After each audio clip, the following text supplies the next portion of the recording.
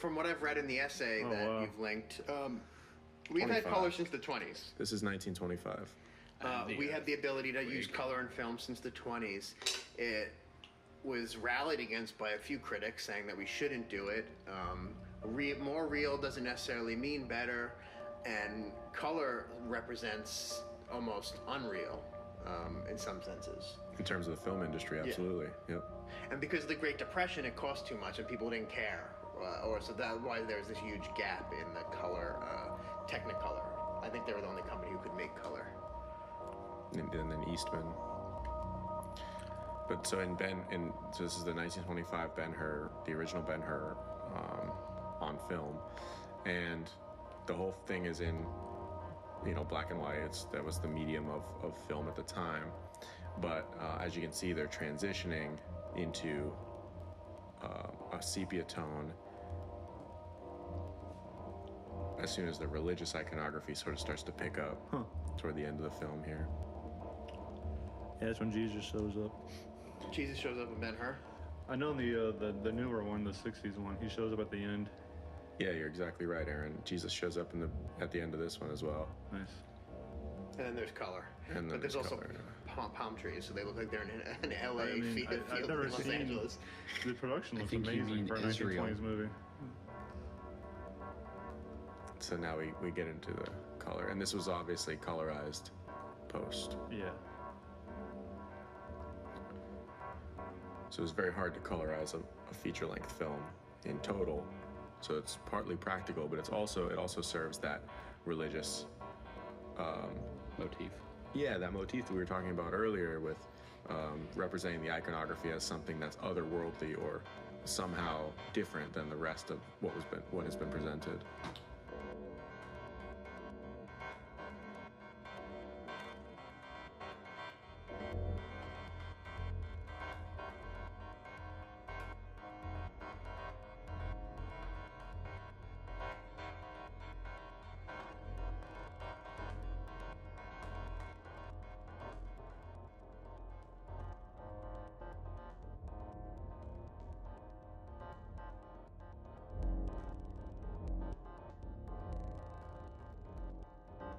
Career, It's a really cool sequence how they did that.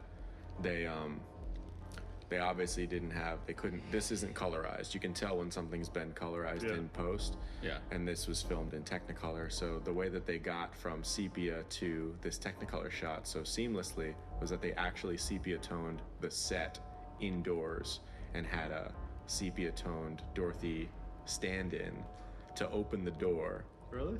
And then like her body was painted in sepia. Exactly. Wow. Yeah, so they shot a sepia-toned room in color. Yeah. And then opened it up onto the Oz set.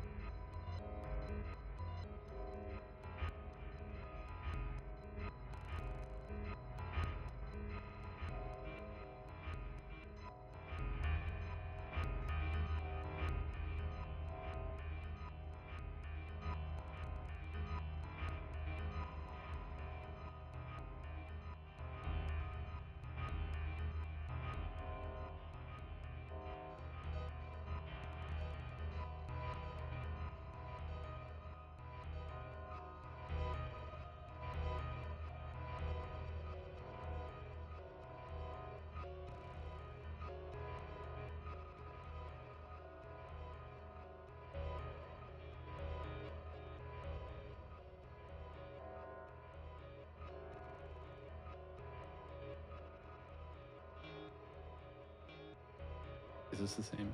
No, this is something different. So is this is the different. beginning This is- of Cleo from 5 to 7. I can't pronounce it in French, so I'm not going to try. But it's by Agnes Varda. She was one of the pioneers of the French New Wave in the 60s. And the entire film is in black and white, except for this opening sequence of Cleo's tarot reading. And you can see even the performers in this scene are in black and white, but the cards themselves and the table are represented in color. And it's crazy how much the colors kind of pop off of the table too for the tarot cards, right? It's so vivid. Yeah. It feels like a 70s movie and a 50s movie combined. Just having those very, like, they don't look like they belong in the movie when you cut to them. And this was 63. Wow. So do you think it's just like I almost wonder if this is just like a practical decision, right? Or it's just like you wouldn't maybe as easily be able to understand what the cards are depicting, right? Yeah. If it was just black and white. I think that's got maybe something to do with it. She definitely made some really cool intentional decisions with this film to mirror artwork and to do some things that like call attention to it as parts of film technologies, parts of being technically proficient with film. But I also think it has to do with a little bit of like what Tarkovsky was doing, right? Like, because the tarot cards signify something else, right? Something like outside of, you might even say greater than the world. Mind the thought that you're already seeing, right? And trying to give the significance to it that it may not have had if we hadn't had such a drastic shift, right? Yeah, exactly. It calls attention to that shift just with the use of color. Yeah. Like even if we didn't know what tarot cards were, we would understand that they have some kind of significance that the rest of the film doesn't necessarily. And that seems to be like the larger idea, I think, where film seems to be at its best, right? Where it's making use of visual recognition in order to bring significance or kind of attention to something, right? Versus plot structure or character moments, right? Where that seems to be more of the tools of genre films, right? Yeah, to be able to tell a story visually. If you could just freeze frame that, you would almost understand at least something about it. Yeah. Without even understanding the narrative or the genre or anything. It's like a can I say Gypsy Bride? Am I gonna get in trouble if I say Gypsy Bride? Well, it's interesting color as in, like Already these said mystical worlds from the first two examples. When I liked when you said it was our default that we see in color. I guess we're so used to film language that when we see anything in color, we're automatically transported, even though we're really just going back to the norm. Yeah, when it's differentiated as from a black and white world or a primarily black and white narrative, it does call attention to itself as something. Did you say mystical? Yeah, mystical world. Yeah. So that's one of the things that I started to tease out of this, especially in the earlier works. You see a lot of that, like differentiation or transportation between this world and some other world. And it's a lot of times, just like you said, Aaron, some kind of magical or what we think of as other world. Yeah, otherworldly. Yeah. Yeah.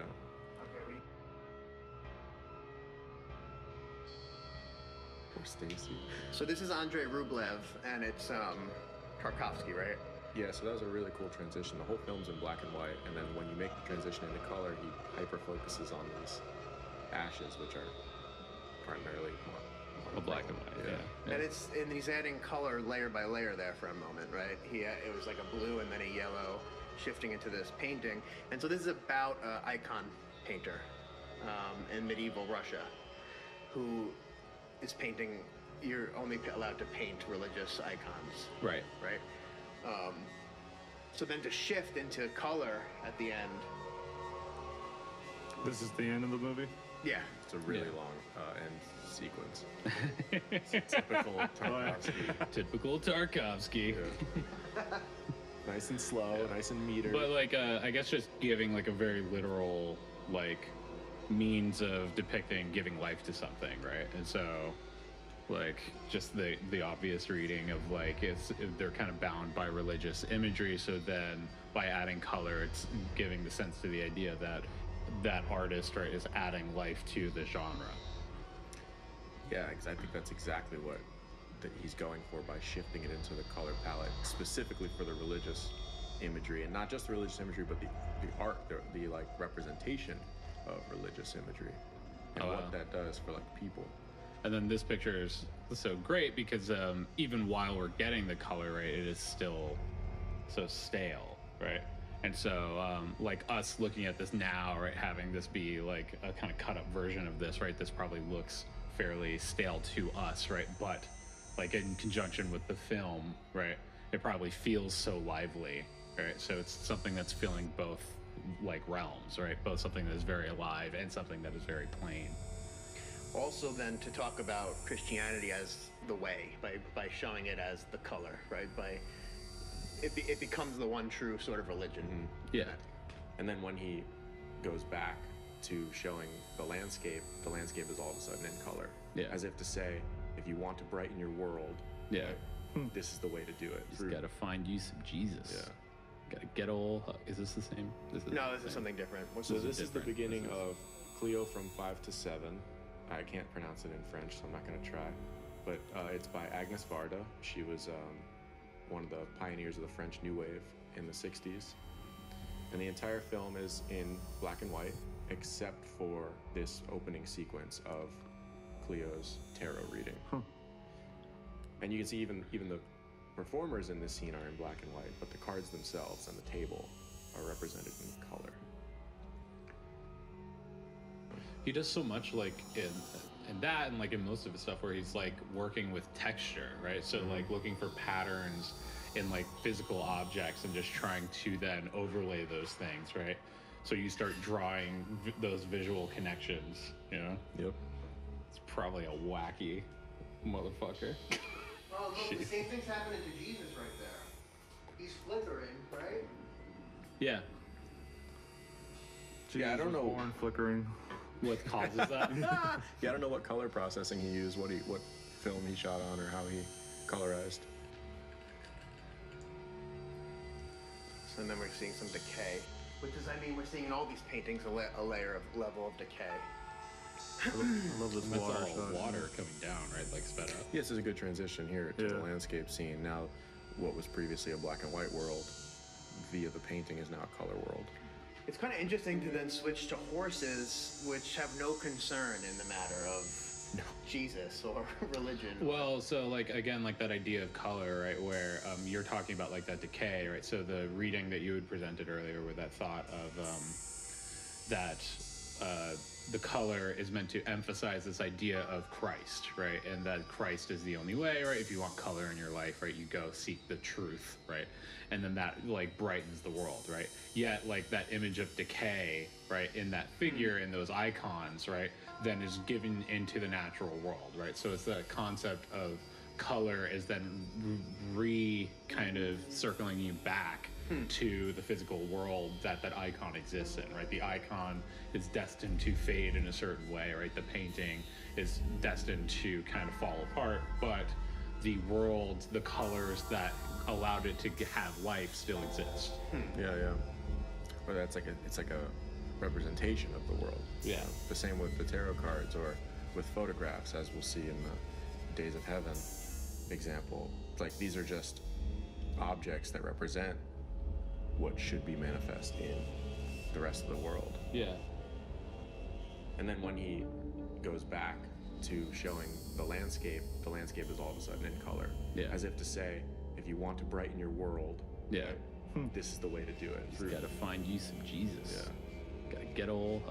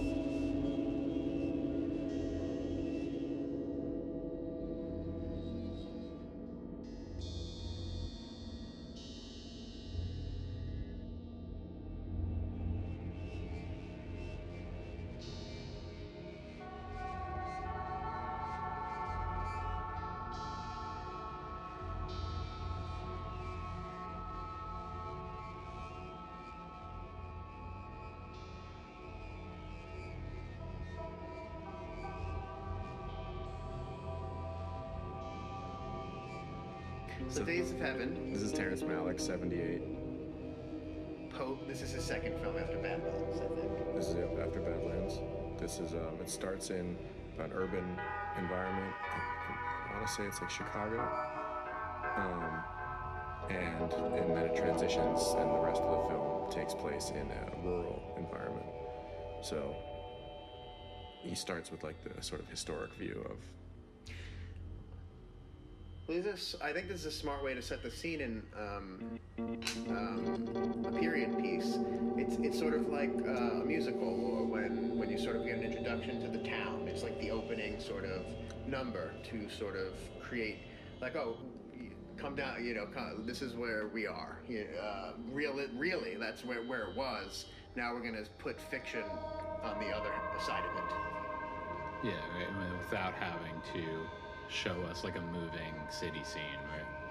Like that's what like really gets you lost in like something like Gangs of New York, right?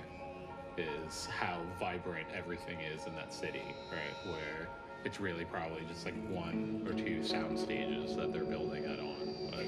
And then I imagine before they even started making this movie, the art department will be given these photos, or like, we need to make this movie look like this.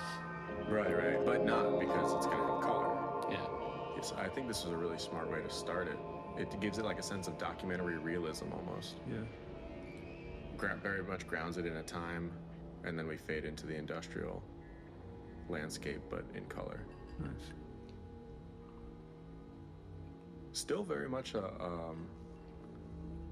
almost monochrome, even in its color palette at this point in the movie. It looks saturated. Just because of how industrial it is, right? Yeah.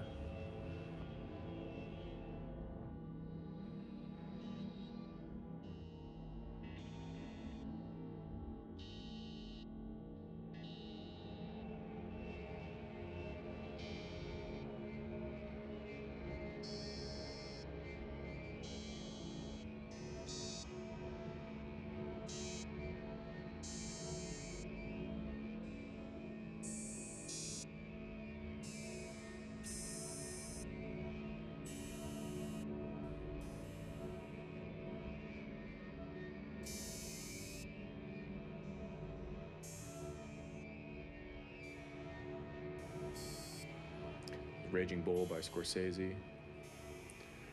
Comma Martin. This is it. Because Great. well, it's interesting that this is a color scene. It's the like an 8mm Home camera. movies. Because this is otherworldly for these characters. This is them happy because we're presented the whole time with them just being miserable together for the whole movie. All these are just miserable, sad characters. And the only time we see them happy is when it's in color.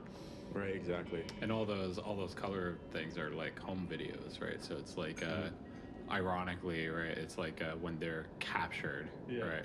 Then they appear to be at their happiest, right? When people are watching. And then this Schindler's List, right? That cut with the people, the actors that portrayed the people saved, and then the cut to the present day people, right? I was just talking about this movie yesterday. He's buried in Jerusalem. I can't say the word. Jerusalem? Jerusalem. He's buried there.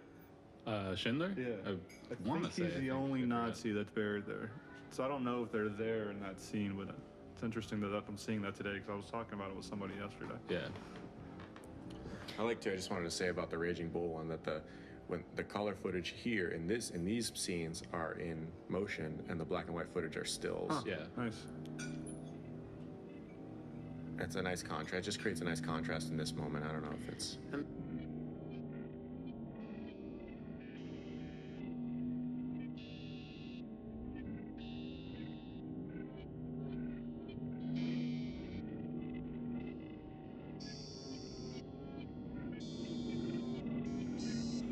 This is Rumblefish when Mickey Rourke looked like a human.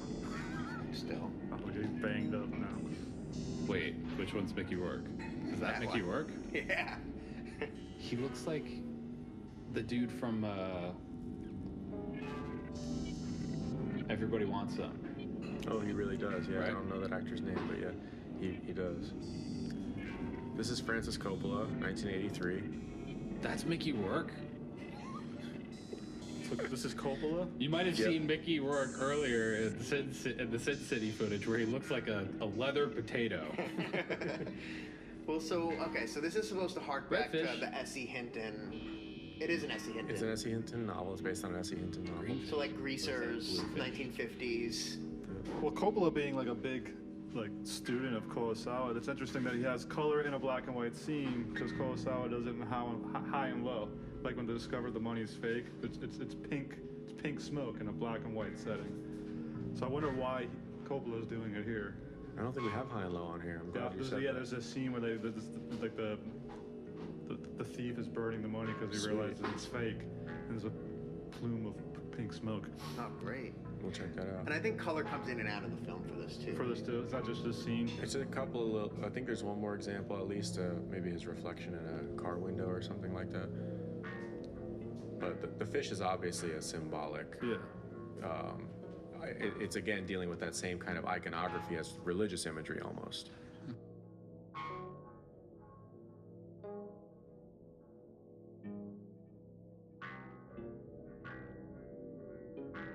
This also does sort of that combined technique where I think Mishima, because it's a semi-biopic, it cuts to black and white alternatively with color scenes to show like a sense of subjectivity, character subjectivity, and also to give a sense of like documentary realism and a little bit of a transportive sense. We're transportive when we're in his plays, where we see like demonstration of his work, which I think is interesting. Which are vibrantly in color. But then right there, that like the other way we're going. that flashback we just saw segue to color, bridging I think those two worlds together. Right, because this is the final sequence. The fantasy and the documentary realistic world are combining. They're sort of falling in on each other. Plus, this is probably what most audiences are most familiar with about this guy, right? This is what made the news. Probably what everyone attracted Paul might not Schrader's be- attention. Yeah. As informed, though, this is.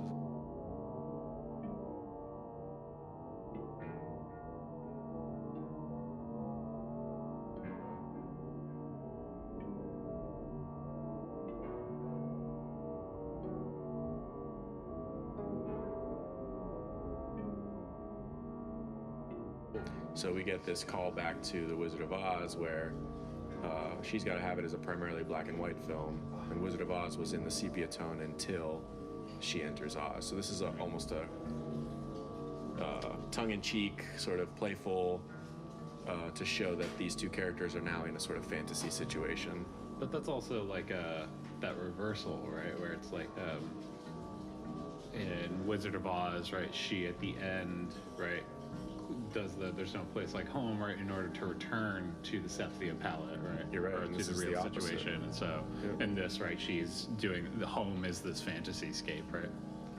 Exactly. And it's also working in the same sense that The Shape of Water is working, where they can now have this fantastic and unrealistic dance number together because it's so obviously not part of the primary narrative. Right. Just by switching the color palette, your viewer can understand that this is happening apart from narrative time or what we might consider as reality. Yeah.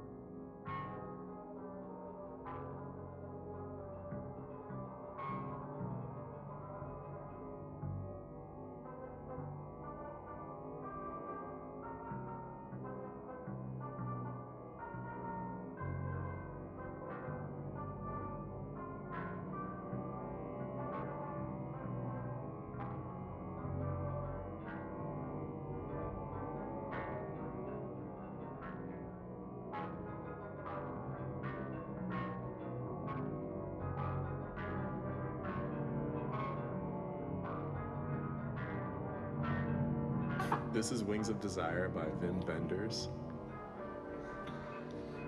Man, A those time ponytails were just the best option for The you. Gaston ponytail. You frankly couldn't get hired if you didn't have one. Oh, that's cool. So this is 1987. These two characters are both angels, and they've been walking around the planet just sort of doing their angel-y thing, bringing comfort to people psychologically and helping sometimes and not others. But this character, who's just been colorized, has fallen in love with a human woman. And so Oh, doesn't he remake this movie with Nick Cage? yeah, it's called Angels in America. Oh. I remember that movie. So he falls in love with a human woman, and he decides to give up his Angel. angelhood. Yeah. Status. So So the angels see the world in black and white, and once he decides to be a human, he then sees the world in color. that's great. Is that what you're I was gonna going to suggest that to you. Yeah, go ahead. No, I just thought, we deal in, religion often deals in black and white, so then it's kind of cool that becoming more human opens you up to the different colors. Mm-hmm. Yeah, it's really cool too. His first experience on Earth is being wounded. So his armor, his angel armor, falls on his head, and he sustains a head wound. And so he can see his own blood for the first time.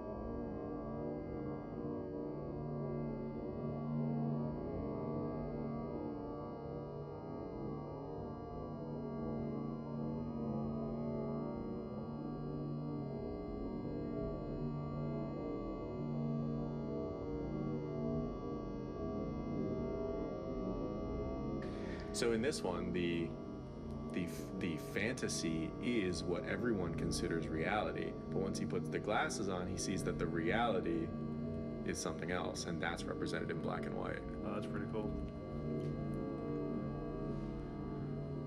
And those political messages, right, that are appearing on every form of media that he can look at, right?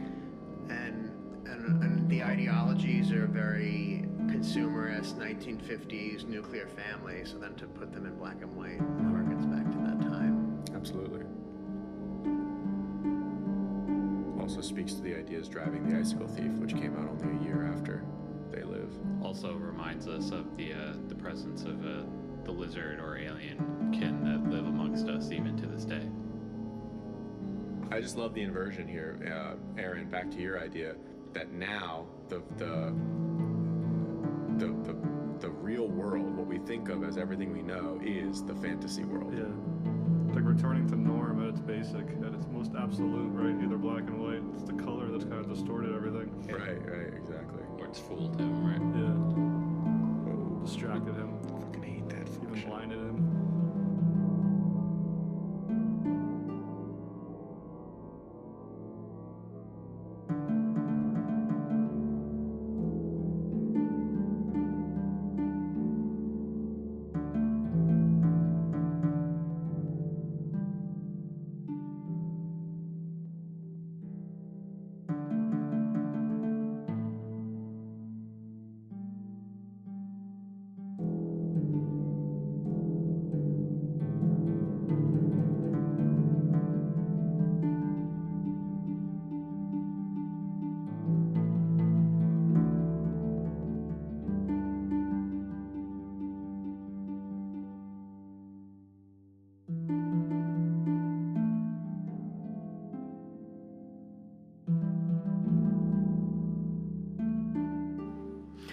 this is 1988 Italian. Yeah, this is a neat use as well. It's very playful.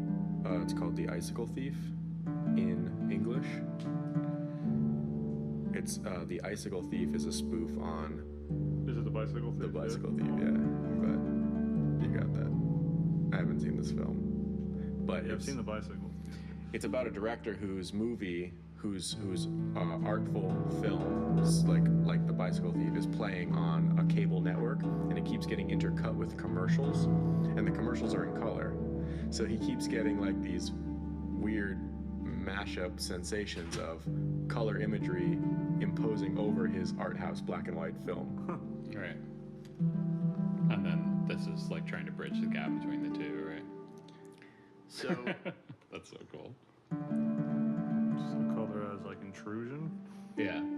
Yes, this is color as like commodification almost. Color as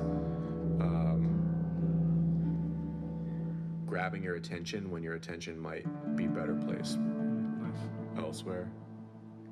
At least from his perspective. Right, you can just see her like selling something. Pepsi. The answer was Pepsi. Oh, brushing that color off. Yeah, so he like wipes her black and white. All right. As she becomes part of the narrative, right? She is.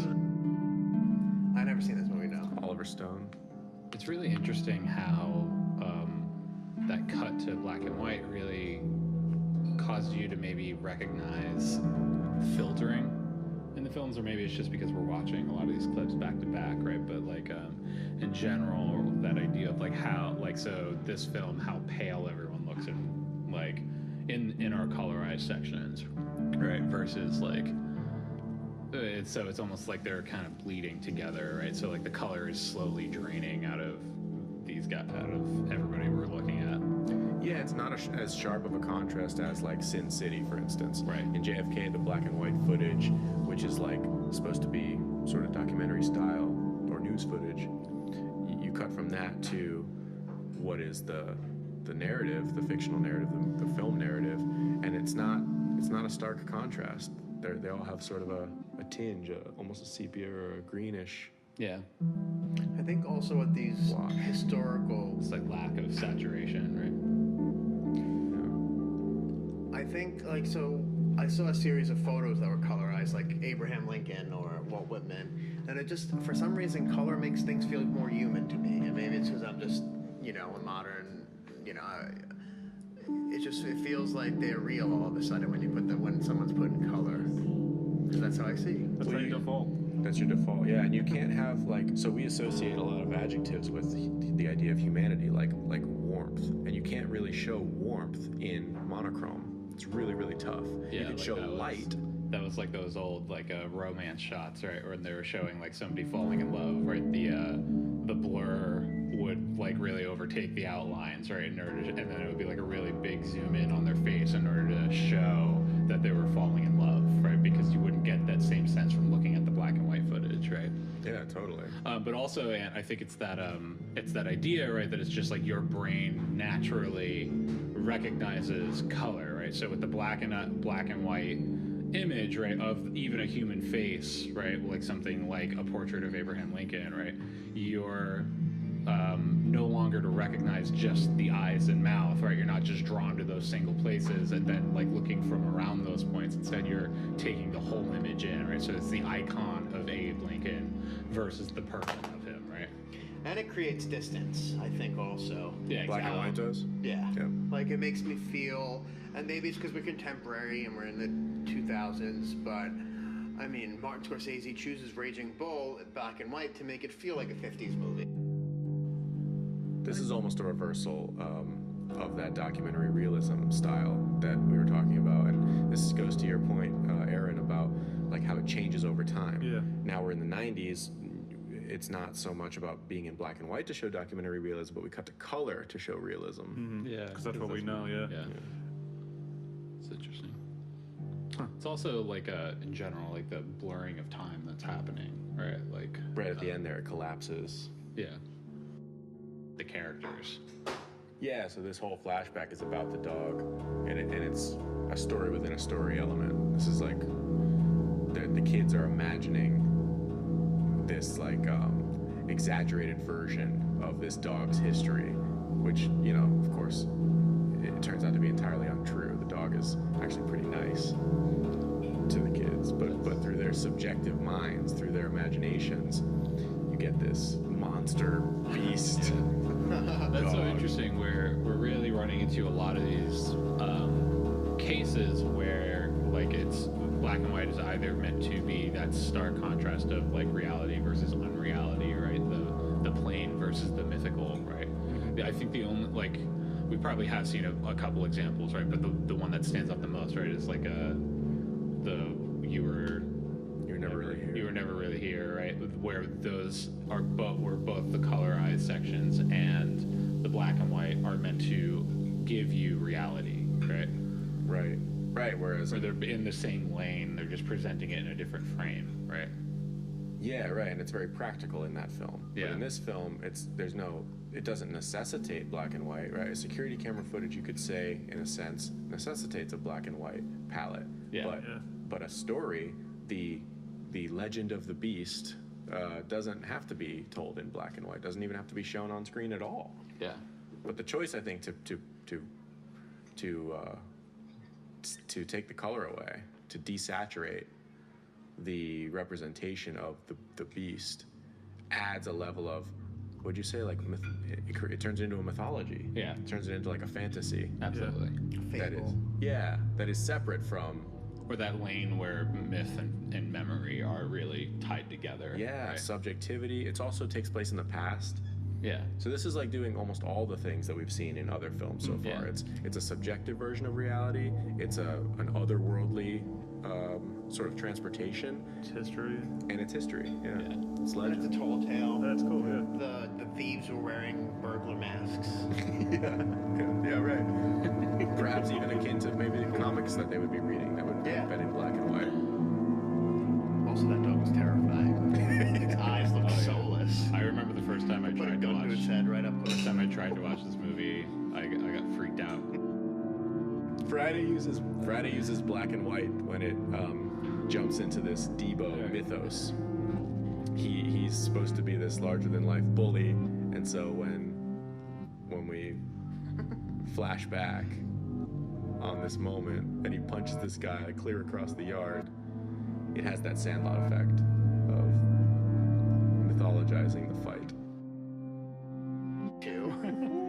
Okay, so this is American Beauty, and so he's looking at this photo, and this photo's in black and white.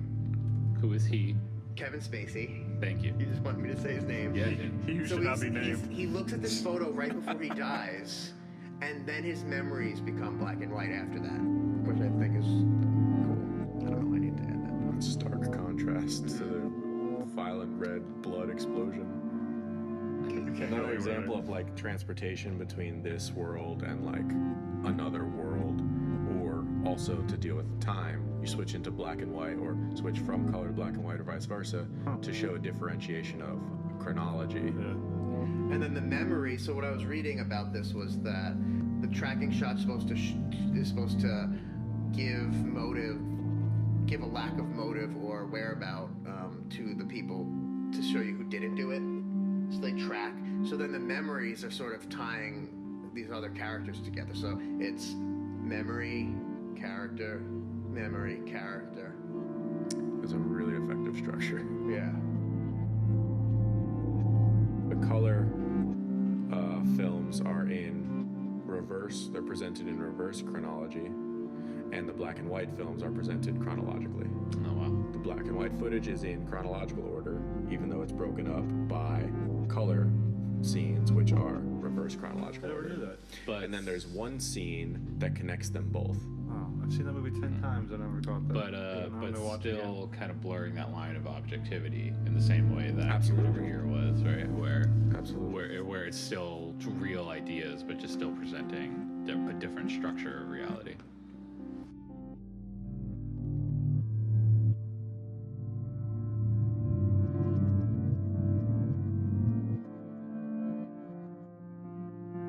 Amelie uses black and white in two ways. worst ways to flashback, Yeah. which is pretty common. The film is shot in really vibrant color. Yeah. And we get the flashback in black and white. But we also get Amelie imagining herself as, in the same way that 500 Days of Summer uses it as part of like a cinema experience. Yes, right? exactly. Or projection, right? She imagines herself as a character. This movie's got such great like framing in terms of like those like the camera positions and then getting like right up in their faces, right? And then the rest of the shot is built around like that location, right? Yeah, totally. I mean, it almost creates a sense of fantasy. Like the whole film feels a little bit too vibrant to be real. And then you get this moment where she's imagining herself in black and white, which makes her, sort of grounds her a little bit. Also the original Manic Pixie Girl. She's a OG. solid Manic Pixie Dream Girl. This came out in like 2000 something though. Yeah. Pretty early though. Yeah, early 2000s, I think. Tinge of color. Yeah, this is one of the only scenes, and since this is one of the most highly colorized scenes in Sin City. in Sin City. I think it suggests Damn. that What's her name? Brittany Murphy. Brittany Yeah. Murphy. She Her go heart home. exploded. This is pre-overdose. I think That's also an art time. this scene. Oh, poor So I think what this is suggesting is that you there's things you remember well and things you don't remember at all, and there's things you remember every moment of. And so to colorize this makes me think that Hartigan is really, this has been locked in his, like he's experiencing this is something he's gonna remember. The colors that just pop up randomly, it's like it's the one thing you're remembering from that scene, sort of, or something. Maybe. Or latent fantasy, right? Like he might be discovering that he has a physical attraction to this girl, to this person. Kind of feels bad about it. Right, it's like the Because like they hooked up at one point, right? This is his Jesus. Yeah. This is the most colorized thing in his world. signaling life, right? Yeah, So exactly. Life is like, even though it's a bar sequence, right? And it's like that perfect combination of both features, right? So there's both life in the scene and and the same, right, or the mundane, right? And they're at odds with each other, right? And so Absolutely. then this shift then becomes like even more significance, right? Because that we get the yellow man, right, which is that signaling of fear, right, that causes all the other color to leave, right? Yeah, now the whole bar is black and white. But when he thinks about her, color again. I love the lighting in this film. So dramatic. And meant to mimic The comics. Frank Miller's. Yeah. Where it makes it so minimalist, right? It mimics his inking style in the Yeah, I mean, comic, he pretty much took it's- frame from the comic book Yeah. or the graphic novel. And so Guys, you they didn't only- write a script. You only get so much detail, like from each shot, right? Just because of the lighting, right? And so then we only get to see what might have been shown in the panels, right? That's awesome. But it's cool. Slurpy, or So like Guy Madden in My Winnipeg, that Midnight Cowboy section was sort of like showing his subjectivity. So we're in a color film, but when we want to show subjective reality, we jump into black and white. it also seems to highlight the thematic connections, right? So the blur of sexuality with trauma for him, right? So while he's experiencing a positive thing, right, we're then taken to a very dark place, right, because of this just sheer link, right? Yeah, exactly. Yeah, it gets literally darker on screen. Yeah. Okay, this is This is My Winnipeg by Guy Madden. He's a Canadian filmmaker. Oh, that's cool. Yeah, art. It's like art, very much art house, I guess you would call it. This is a documentary. So that's the cool thing about it. He calls it a docu-fantasy. Whoa. So like so it's like a fictional documentary. It's a documentary about his hometown, but completely saturated with his fictional lens, his experiences. There's a movie we gotta see that's I think that the black and white stuff is probably the closest to blasphemy. his subjective versions, and that sort of color moment that we just saw of the stadium and it being torn down was something he wanted to just show, like this right here. This is real footage. I think he's emphasizing the fact that this happened in reality, And then when it cuts back to black and white, it's more like his subjective or emotional response to something that actually happened. And it's sort of bending, if you put it on a timeline. Well, I guess, I guess I don't. I'm reading the black and white as like archival footage. Maybe that's not the case. I guess that's the trick of it, right? Is it kind of Looks archival. you tend to think of black and white as archival, right? And so it allows you to think of something as dated, right? So like, It's almost Lynchian. like that's why so many, I think probably so many things end up use black and white for flashbacks, right? Just because you think of black and white as a dated thing, right? Yeah, but this is a total reversal of that. Yeah, absolutely. And so then he's doing these flashes almost between black and white and color, and it's taking like the timeline and letting the touch tails, it's removing the whole middle. This is where it was, this is where it is, sort of like that. Right. Yeah, he's also using it for emotional manipulation, red and oranges. It's supposed to look violent. Also, those word signatures are so intense, right? And that harkens back to 1920s films, Yeah. you know? Yeah, I was gonna say, this reminds me of the Hitler films. I forgot what it's called, Reign of Power. Yeah. I forgot what it's called. From Glorious Bastards, or No, yeah, I mean, there's a film, the very famous Oh. That's like Strike, the Eisenstein Birth of a movie Nation or something. about Sensei. Yeah, so this is Sin City. the Hitler movie, since it. Triumph of the Will. Triumph of the Will. Oh wow. That hit.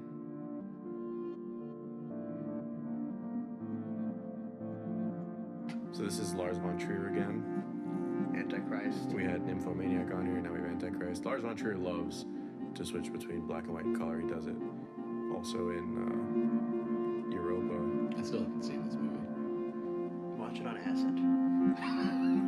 If you want to have a crisis of humanity. Just have a So total the mom and the turn. dad are having sex in the shower. This is the opening sequence. This is the opening sequence. It's in slow motion. Spoilers. It's accompanied to a beautiful score, a classical score.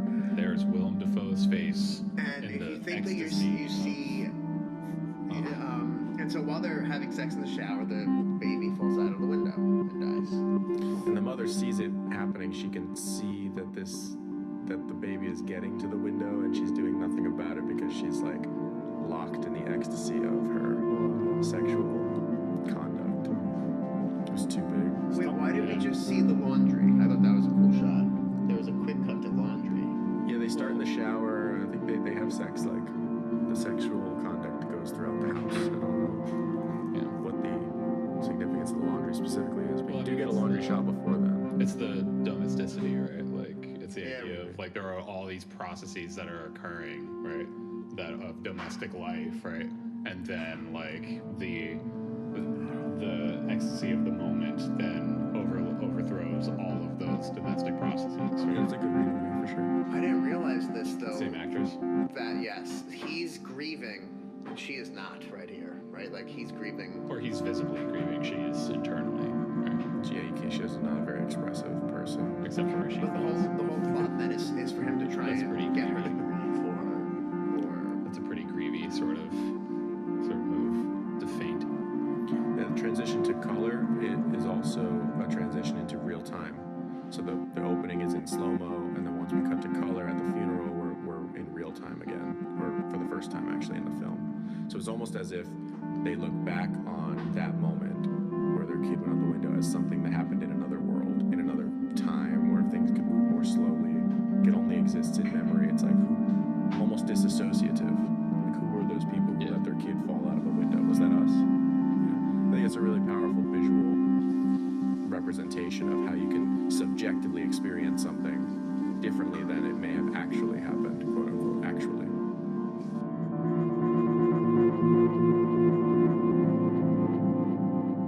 This is 500 Days of Summer, and in 500 Days of Summer, the main character, this guy is Joseph Gordon-Levitt. JGL is pining after his girlfriend, Manic Pixie Dream Girl, Zooey Deschanel, and he goes to the theater. But this is, of course, not the film he's watching. This is the film he's imagining. He's projecting himself into The actual cinema that he's watching. a fantasized past, yeah, of like art house cinema. So it's sort of doing also what Shape of Water was doing, having him project himself into a romanticized past based on cinema, not based on his own experiences.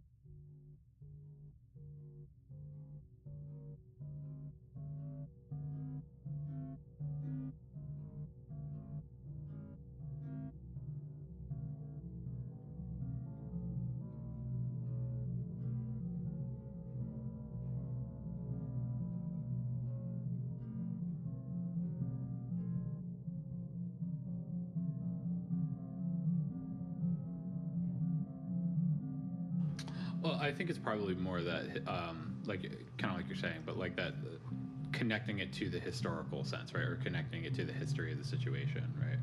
And so, like, so much of the film feels like unreality because it's such a absurd storyline in a lot of ways, right?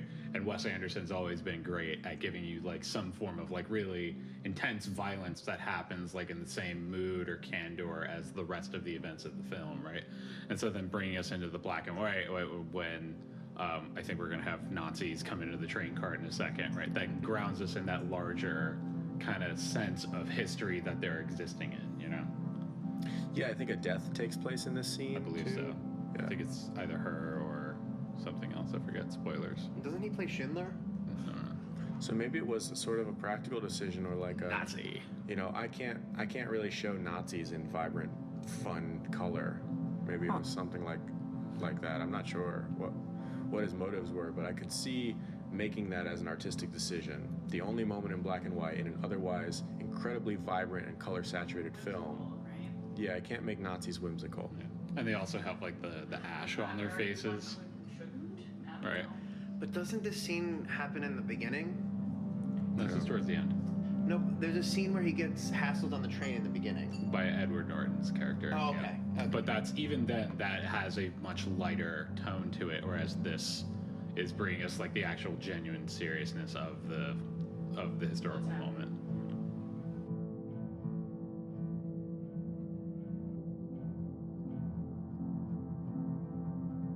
What is this? Now Oh, you know. Ex Machina. Ex Machina. Oh, damn, I thought you were going to know that from that. Oh, I love this movie.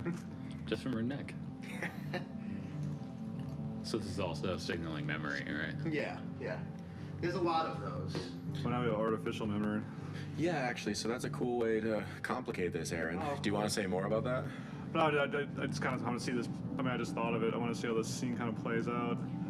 Because if I'm thinking of, she's remembering all these things right now, right? Or making it up. Yeah, exactly. So she could possibly be imagining these things. Yeah. He's telling her a story, an anecdote Or she's about. processing it. Exactly. Yeah. He's telling her an anecdote that she's never heard, a hypothetical situation in which somebody grows up in a black and white room and they've never seen color, and then they step out into the world and the world is colorized and they don't know how to deal. Wow. And that kind of throws back to the end of the scene, the end of the movie, where she's kind of looking. You see her shadow on the pavement, right? Yeah, that's cool. Like We should she's grab that surrounded by clip. color, We yeah. should try and grab that clip. Yeah, right on. I like that.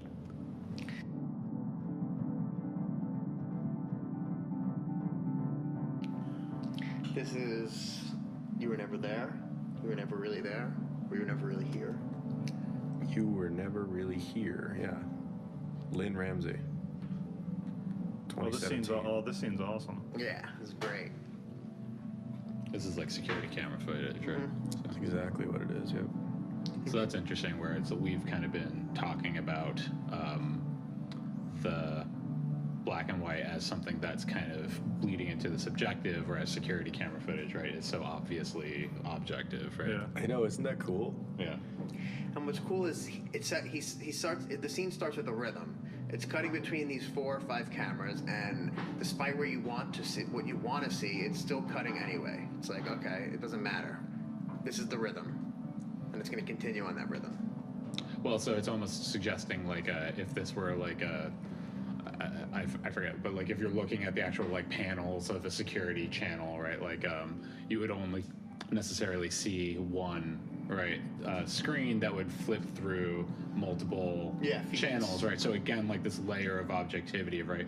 If I were a security guard staring at multiple screens, right, this is what would pop up on this one, and then flash, we're cutting to the next one. Yeah, you're right. It is a little bit like how if you only had one screen to relay multiple cameras, that's exactly how it would go. And so we're still getting the narrative right through that, but it's not necessarily what we would choose to look at.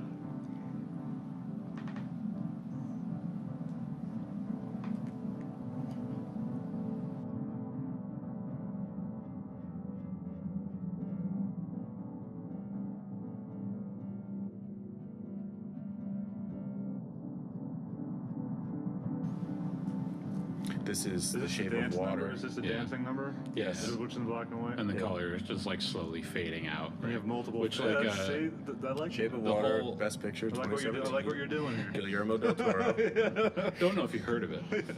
So this is a color film, right? It's a period piece, but it transitions to black and white to show the fantasy sequence. Yeah. Whereas when we were in the 20s, 30s, 40s films, you would transition to color in order to show fantasy. Here we are in 2017 transitioning to black and white in order to show fantasy, which harkens back to the films of the 40s. The universal horror film. Yeah, exactly, in the That's awesome. 30s. Yeah, so this is sort of a little bit. It's an inversion, but it's an inversion that pulls back to the most classic versions of this film, of this style of filmmaking.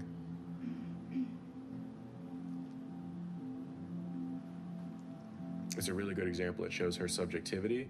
It shows her sort of transporting to another world Oh, that in cut's which so she can sing. Not only can she speak, but she can Yeah, sing. Right, Yeah, and then that yeah. cut to color with her using sign language again, right? Mm-hmm.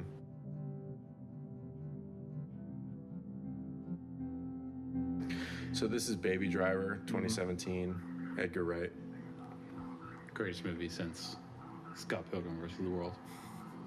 It was a success. I thought he did a great job with this movie. That's another This instance. this is doing again like a similar thing to Shape of Water, right? But this not like a direct cinema reference, right? Where it's that more kind of I think it's more his fantasy than it's not Yeah. informed as much on film. and so many other things in the movie are like kind of showing like a level of nostalgia, like in his persona. Right? Nostalgia is a great word for it. Yeah. I totally agree with that. It's transportive. It brings him back to another sense of time.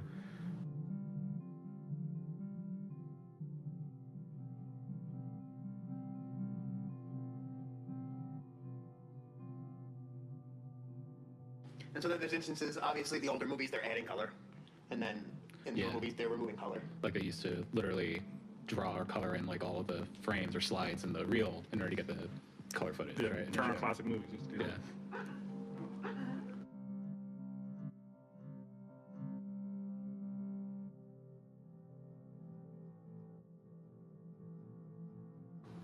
I just find out one thing. I think it's interesting if you do that you're able to track the shift from how color used to be otherworldly now, because we're so used to color film, black and white as otherworldly. I think that's a cool shift to show. Yeah, and it's weird though because like the otherworldly is less. It's more common now. So you know, in the 20s, 30s, 40s, 50s, 60s, 70s even, you didn't really have fantasy films, right? Your primary mode of delivery was realism, and you'd have maybe moments of fantasy or elements of transportive, otherworldly material. But nowadays, I think we're so desensitized to the idea of being presented something fantastic that the only way to take your audience out of a primary narrative is to cut to something that's like starkly different. Yeah. And that can be easily achieved by cutting to black and white. Yeah. Yeah, I think that's interesting. Is this still the same thing? I think this is still Zelig, yeah.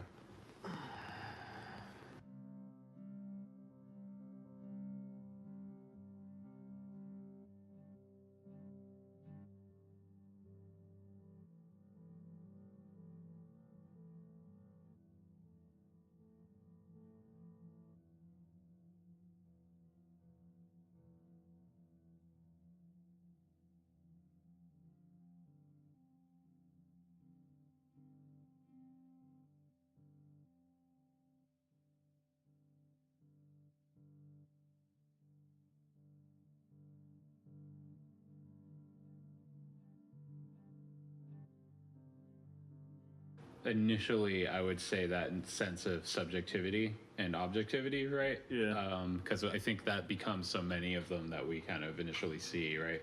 And then as we kind of comb through the examples, we start recognizing more of that, the blur, right? Where we either have black and white as something that is totally subjective, right, or totally objective, right?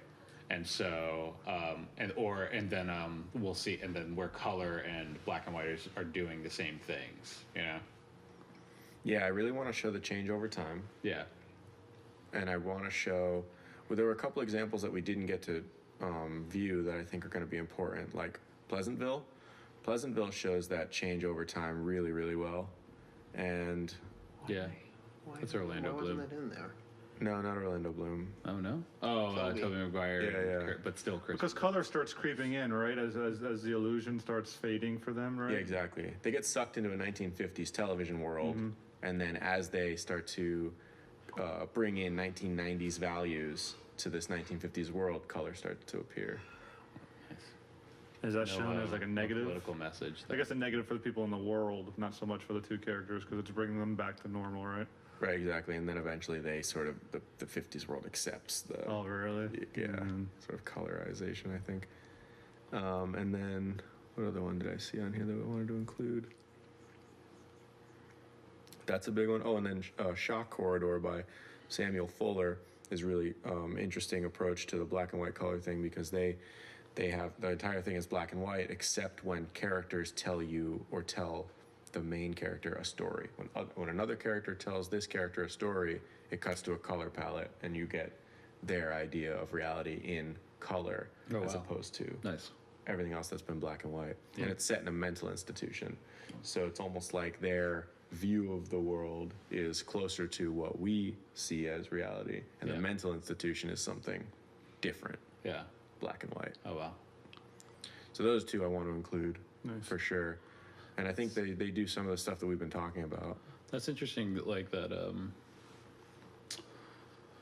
So again, right, like this theme of the subjective versus the objective, right, and that idea that like we, in a lot of ways, the color palette that we recognize, right, is like a fabrication of our brains, right. So like we take in light, right, and then we sort of guess what the world around us looks like, right? So that's what causes us to maybe like overlook certain details, like in certain color palettes or whatever, right? Or that like we primarily only receive like red, green, and blue photons or whatever. Like that's just that's what the receptors in our eyes or retinas are, right? And then everything else is like what we guess that color is, right? Just because that's like that blur of color. So like yellow is an approximation of what we imagine red and green look, or what red and green look like together, right? And so that, like, even like the color vision, right, while it seems more real, right, it's more unified in terms of how we imagine the world looks, right? The black and white maybe suggests, right, and kind of removing those lenses, right, that where we do start recognizing the whole of a picture, right? That's a better kind of cornerstone for what reality would look like. Yeah, you wrote something along those lines, didn't you? Like, yeah, I wrote. Okay, sorry. Yeah. I said, people often say the world isn't in black and white, right? Like, or something like that. That's just a saying, like a popular saying, right? But they're not. There's not colorblind. But they don't have they live glasses. Or like, yeah, life isn't black and white, or something like that's often something people say. Which I think that's indicative of like black and white being symbolic or being easily recognized as the incorrect or the simplistic version of the world. Incomplete, right? Yeah, maybe incomplete, incompatible with our experiences. Yeah. When you say things aren't as black and white as you think, you know, you're trying to say that things are more complicated. Things are a little bit beyond what you're experiencing. Yeah. And I see that being portrayed in a lot of these films too. Yeah. The primary, what it really breaks down to, what Anthony and I figured out, what I've sort of deduced, is like, and you can really break down everything ever into these two categories, but it's time and space. Yeah. Right? That it's transportive spatially, and it's transportive chronologically. Whenever you cut, whichever way you go, from monochrome to color or from color to monochrome, you're changing space and you're changing time. Yeah. And whether that space is inner, right, like subjectivity versus objectivity, or it's actually transportive in like what we were saying, like a mythological or a religious sense, like to an otherworldly sense, that's various. And chronology is various too, whether you're being transported to a subjective version of time, like slow-mo, in like a Lars von Trier, right, exactly, or whether you're going actually literally back to like the 40s or something like that. Right. Nice. Yeah, it can be used in, I think those are the two primary categories. Do you guys think that there's anything that we've talked about that doesn't easily fit into either of those? No, I think the way you just explained it is perfectly, and everything that we saw in the video kind of you can fit into those categories, time and space. And they're so broad, right? Like time and space are huge umbrellas. What isn't time and space? Yeah, but you can be in a flashback eternally or externally. I mean, there's still a lot of subcategories you can fit in there, and I think guess you've showed them across the board in the movies you selected. I guess the only ones I could think of would be then those like the fictional documentaries, right? Or like the Zelig, right? Where, or I forget the one that we had that you guys had. My Winnipeg, right? Where he's giving you like those the snapshots of text, right? And so we're not getting a location, right? Or we're not even getting something that's necessarily in time, right? But we are still getting a sense of. I'm hesitant to say transportation, right? Just because we're getting a message instead of transportation, right? But I think they're showing it to you like a silent film would, right? Those cards are, I think, meant to convey messages the way propaganda, like Russian propaganda films did. Like it's very Eisenstein. It's providing audio in a sense, I mean, right? it took me back in that sense. so you could argue that it does harken back to like the films of the teens, 20s. Regardless, it's the same effect as we would see in like The Shape of Water, where it's a film callback, right? Yeah, we're getting right. either way, we as the viewer, right, are called back to a separate era in cinema, right? Yeah, I think he's doing that specifically. Yeah. So when we recut them, we might want to cut them up into time and space, and maybe the ones that do both we'll kind of put in the middle. So we'll transition from ones that illustrate time really well to ones that illustrate both really well, and then ones that illustrate space. And maybe we'll try and end on something strong, or And maybe do it chronologically. yeah, within each. You mean? Yeah. Like see how they evolved. Yes, I would love to do that. It's so many various approaches that we can either we have to kind of choose. We're either going to do it chronologically across all films, or we can do it based on theme. I'm okay with either. I feel like we have a pretty good grounding. In the earlier films, it was very heavily black and white is realism, which is ironic because that's not how we see the world. Yeah. And anything that was colorized is supposed to be fantastic. Yeah. So in 1945, you get picture of Dorian Gray. The only thing that's colorized is Dorian's picture. Oh, wow. Because that's a magical item. That's cool. Right? Yeah. In Ben-Hur, the colorized Christ, moments right, are Christ. Yeah. Wizard of Oz, the colorized moment is Oz. Another world, fantasy right? world, Yeah. right? Matter of Life and Death, the one that we saw where the rose changed color. That's supposed to be, it's quote, the other world, sort of a heaven-like place. Nice. There's so much manipulation of light when you film in black and white compared to when you film in color. You know, it's supposed to be more real, but you're doing more to manipulate the image than you would if you were just shooting on the color camera. The image as it's captured, right? Yeah. Oh, we left out Natural Born Killers too. Oh. I'm glad though, because I have no idea what his logic is in that film.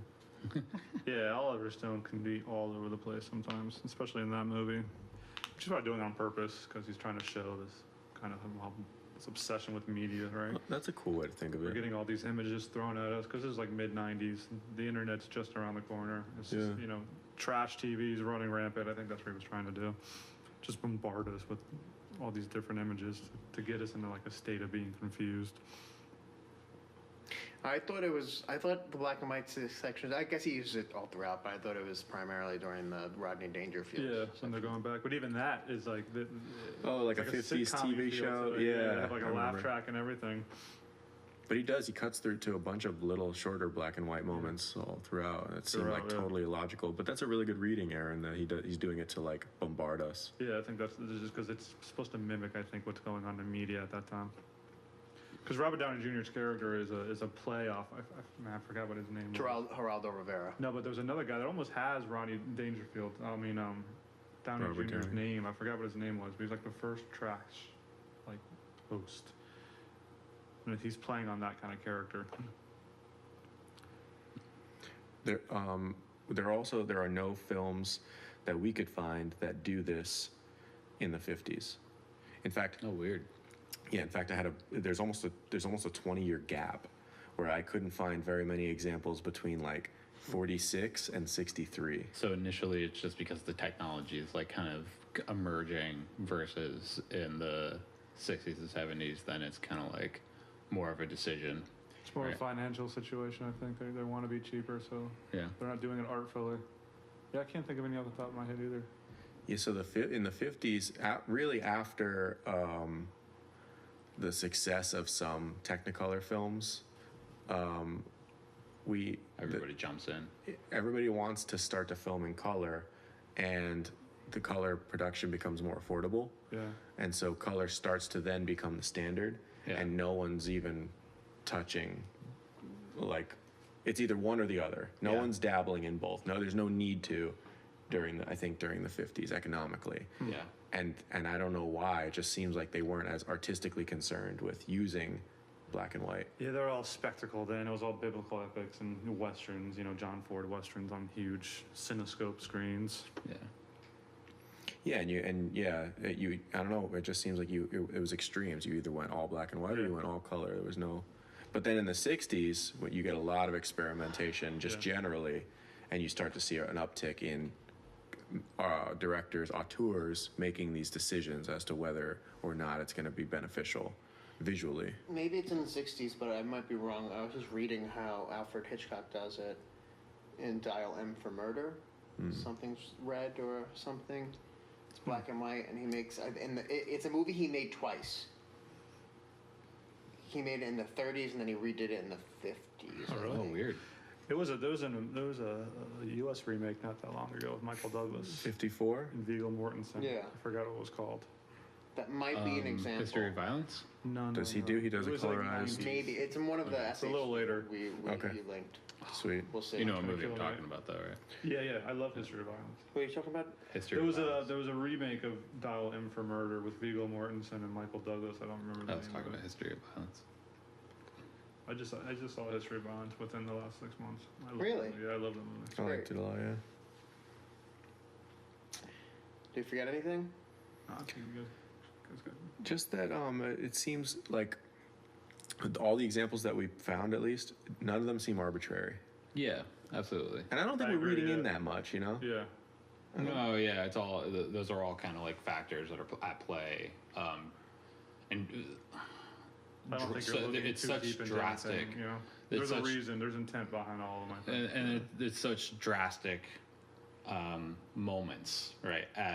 For like each of the ones that you're highlighting, right, where it like you can't argue that there is intention behind it, right? Like, I guess something probably like Natural Born Killers would be the one place where that becomes more iffy, right?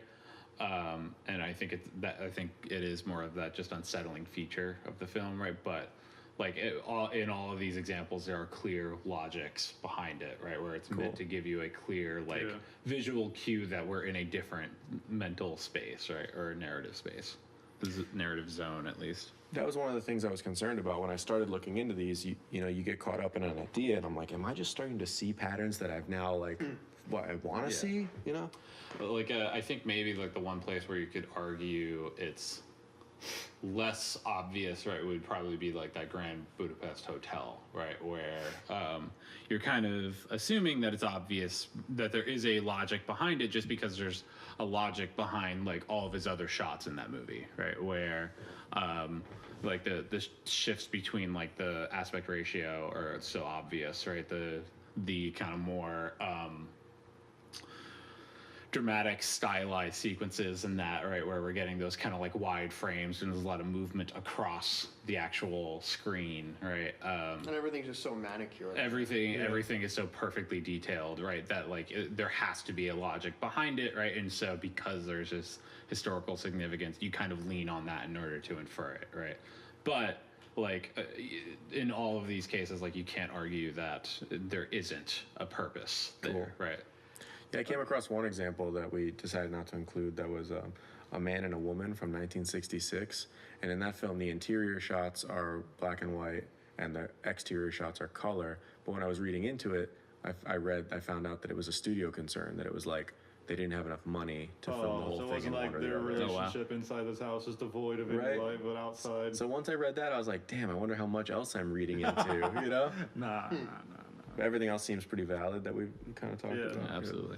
Going back to Grand Budapest, I mean, does he ever use black and white in any other of his films? So I think that Not that I could find. I mean, you're reading about like the Nazis. You can't make Nazis whimsical. You kind of almost have to go black and white. Yeah. Yeah, look at Tarantino. Mel Brooks does It's gonna be springtime for Hitler. Oh my God, you're so right. I wonder if Mel Brooks does it in. No, History of the World's all in color, I think. I've never actually seen History of the World. Part 1. They make a fake trailer at the end for part 2. Yeah. We're living part 2. Oh. Whoa, man. Whoa. We also left out House of a Thousand Corpses. That's another one that I can't figure out his logic in that at all. Sweet. You guys are fucking awesome. Oh, it was fun. I kind of like how you guys did it this way with the longer video than edit it down. Yeah, it's neat. Takes a little pressure off. Not that there was any pressure, but you know. But you definitely helped us like narrow down some of the main points that we're gonna have to tackle. What do you think about doing next?